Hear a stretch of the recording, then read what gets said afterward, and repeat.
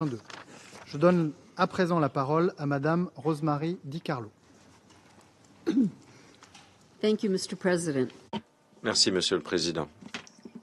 La présente séance se tient à un moment potentiellement charnière dans la guerre en Ukraine qui dure depuis 3 ans. Au cours des dernières semaines, nous avons été témoins d'efforts renforcés pour pousser les parties à négocier. Ces initiatives représentent une lueur d'espoir pour avancer vers un cessez-le-feu et un éventuel règlement pacifique. Dans le même temps, nous continuons de constater des attaques sans relâche contre les villes et les villages ukrainiens. Ces frappes ont tué et blessé nombre de civils et causé une destruction généralisée dans des zones résidentielles et contre des infrastructures civiles. La semaine dernière, les forces russes ont lancé l'une des attaques les plus dévastatrices jusqu'à présent. Dans la nuit du 23 au 24 avril, une attaque combinée au moyen de missiles et de drones a ciblé de nombreuses régions d'Ukraine, y compris Kiev, Jitomir, Dniepropetrovsk, Kharkiv, Poltava, Khmelnytsky, Odessa, Soumy et Zaporizhzhia. Rien qu'à Kiev, nombre de bâtiments résidentiels ont été frappés. Au moins 12 personnes auraient été tuées et plus de 70 personnes blessées, y compris plusieurs enfants, ce qui en fait l'attaque la plus létale contre la capitale en 9 mois. Cette attaque a suivi d'autres frappes mortelles. Le dimanche des Rameaux, un missile a frappé le centre historique de Soumy et aurait tué 35 personnes. Plus tôt, une frappe sur Kryvyi a tué 18 personnes, y compris 9 enfants qui se trouvaient dans un terrain de jeu. Cette attaque est l'attaque la plus mortelle contre des enfants depuis le début de l'invasion à grande échelle par la Russie. D'autres villes, y compris Dnipro, Odessa et Zaporizhzhia, ont également été la cible d'attaques répétées au cours des semaines récentes. Dans les zones qui se trouvent en ligne de front, les victimes civiles sont signalées au quotidien. Les bombardements, l'utilisation de bombes planantes et de drones à vue subjective ont ciblé Kherson, Donetsk, Soumy et Kharkiv, avec à la clé davantage de victimes civiles. Le 23 avril, une frappe de drone contre un bus civil dans la région de Dnipropetrovsk aurait tué au moins 9 personnes. Des dizaines de personnes auraient été blessées. La plupart de ces victimes étaient des femmes qui travaillaient dans une usine d'extraction et de raffinage à proximité. Monsieur le Président, au 24 avril, le HCDH avait vérifié 151 décès parmi les civils et 197 blessés. Pour le mois d'avril, le travail de vérification se poursuit et ce chiffre devrait dépasser les chiffres de mars qui étaient déjà 50% plus élevés qu'en février. Depuis février 2022, le HCDH a pu vérifier que 13 015 civils, y compris 699 enfants, avaient été tués.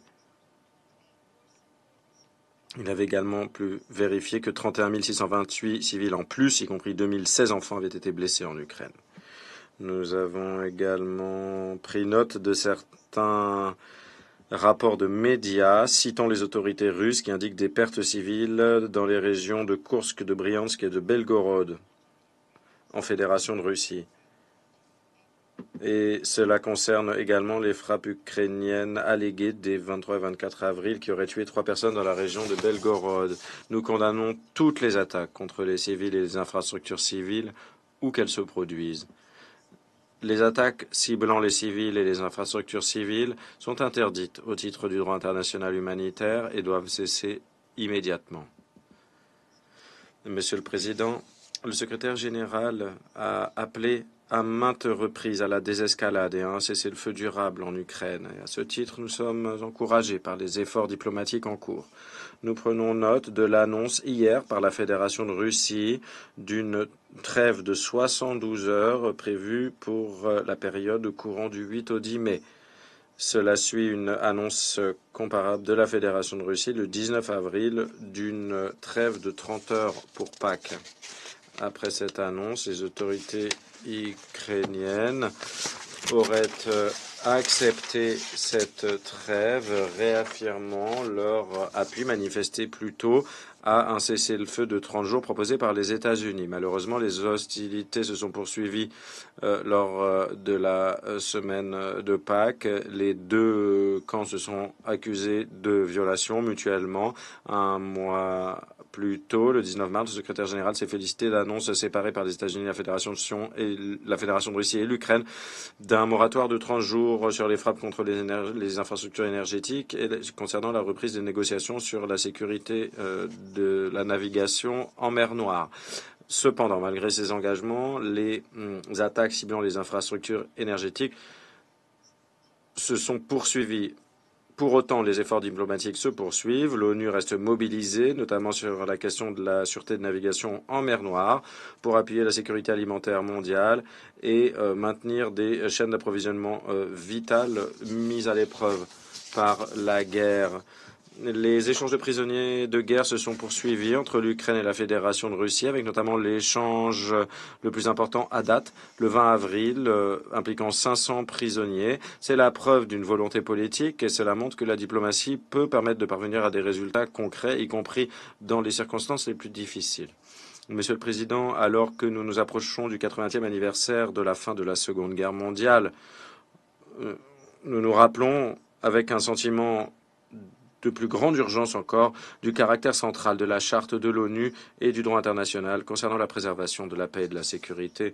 L'invasion à grande échelle de l'Ukraine par la Fédération de Russie représente une épreuve considérable pour ces principes fondamentaux, mettant en péril la stabilité en Europe et menaçant l'ordre international au sens plus large. La guerre en Ukraine est un choix. Ce qui est nécessaire maintenant, c'est un cessez-le-feu complet, immédiat et sans condition qui représente une première étape nécessaire pour mettre un terme à la violence et réunir les conditions d'une paix juste, complète et durable. Une paix qui respecte strictement l'indépendance, la souveraineté et l'intégrité territoriale de l'Ukraine dans le cadre de ses frontières internationalement reconnues, dans le respect de la Charte des Nations Unies, du droit international et des résolutions des Nations Unies en la matière. L'ONU reste préparée à appuyer tous les efforts véritables à cette fin. Je vous remercie. Carlo de son exposé et je donne